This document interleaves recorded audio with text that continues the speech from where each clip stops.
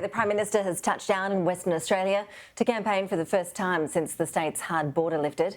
Holly Edwards-Smith is live for us in Perth. Holly, the Prime Minister has arrived with cash and a promise of jobs.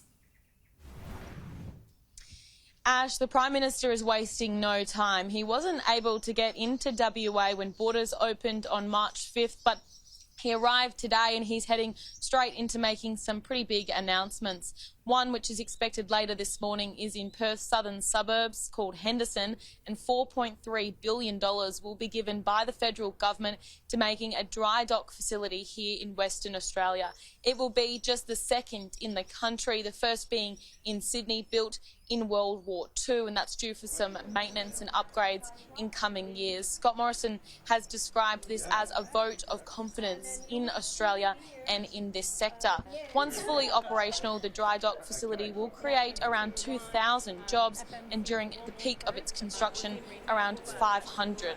A dry dock facility is used to build and maintain large ships, and as I said before, it will be the second here in Australia once it's fully operational.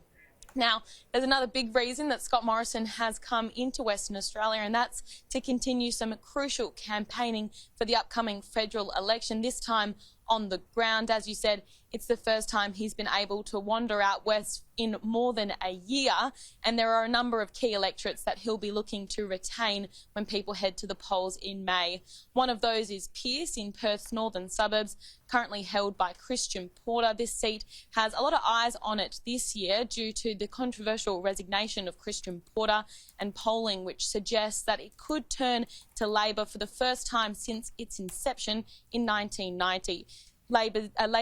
Federal Labor's WA star candidate, the City of Wanneroo Mayor Tracy Roberts, is the candidate for the Labor Party, and she'll be going head-to-head with Linda Aitken for the Liberal Party. But there are also a number of other electorates, including Hasluck, which is currently held by Ken Wyatt, the Indigenous Affairs Minister, and also the seat of Swan, which is going between Christy McSweeney for the Liberal Party and Sunita Mascarenhas for Labor. So a number of areas across the state that Scott Morrison will be venturing out into, probably not for the last time before people head to the polls in May. Holly, appreciate the update. Thank